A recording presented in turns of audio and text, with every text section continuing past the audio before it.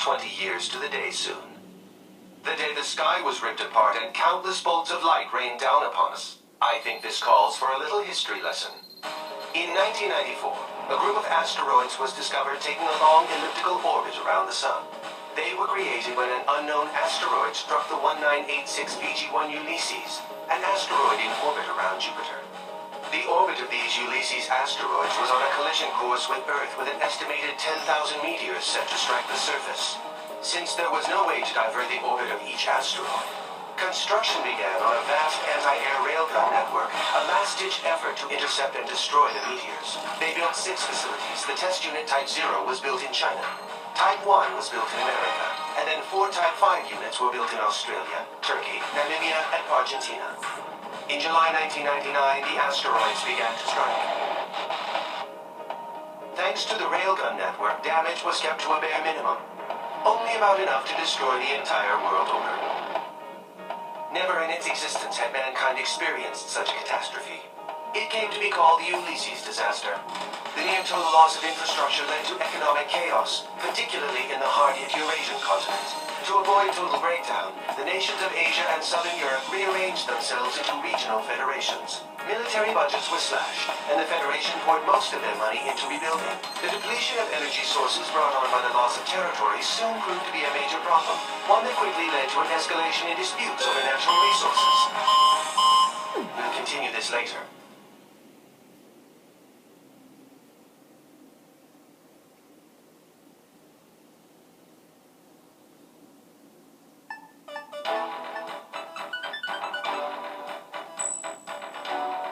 Time to start the briefing. We've got a new guy here today. I'll have to cut the introduction short. My name's Goodfellow, and I'm your rep from the Arrows. As you know, Arrows is a mercenary force specializing in aerial warfare. Some people like to call us pirates. I prefer they'd call us privateers, at least. We are being employed by the UN Security Council, after all. Anyway, the UNSC's Military Staff Committee just sent Arrows a request for deployment.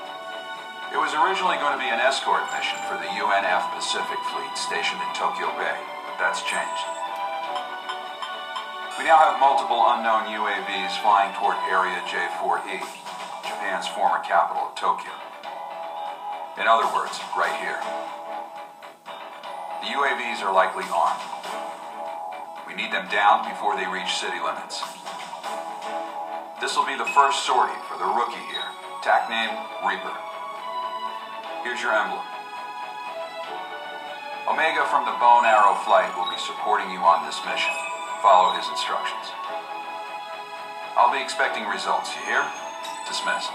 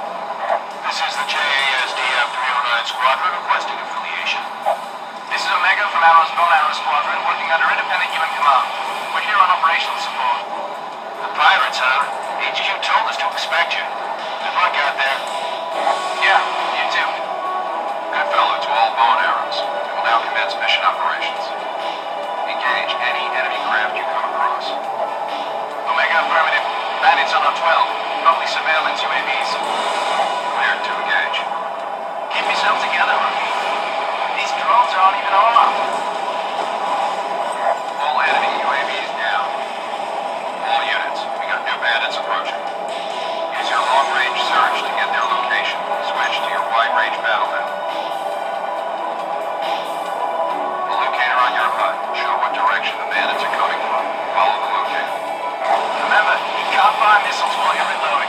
Classic rookie mistake.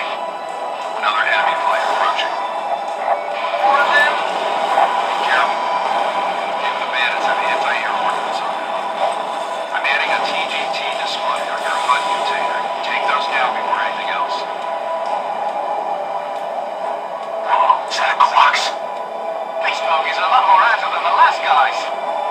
General Robert's drone designed by JASDF. Might just need a close resemblance. All UAVs destroyed. Good work. More radar blips? What the hell? Enemy UAVs approaching. Open CIWS fire.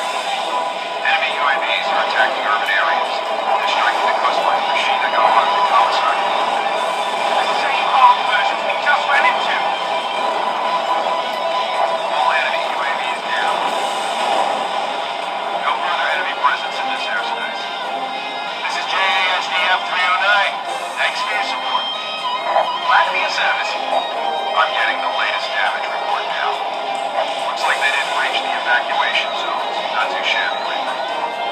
These things, clocks craft, you said? Why would you be striking Tokyo? I'll get the UNF to brief me on the UAVs later. All units, clear to return home.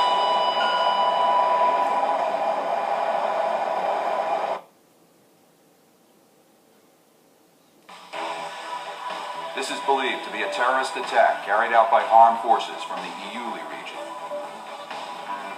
It caused extensive damage to Tokyo. The naval fleet was also attacked, so the UNF generals are all furious right now. The UAVs they used are an upgraded version of the MQ-90 Quaks, a Japanese-made UAV that's also been deployed in the Americas. It may be unmanned, but it's still a very powerful bomber. It's equipped with an aggressive aerodynamic design and a new type of semi-automatic control system. The UNSC says it's a Werner NOAA product.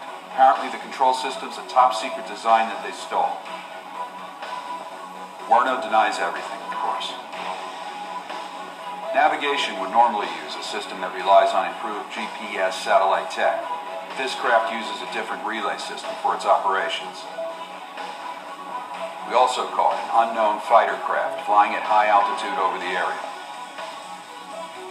The UN's going to raid and inspect Werner's facilities in Iuli and the other special zones shortly. Werner NOAA is the biggest company in its field. Normally, the UN doesn't like doing anything to make them angry. Now, though, I guess they don't have much choice.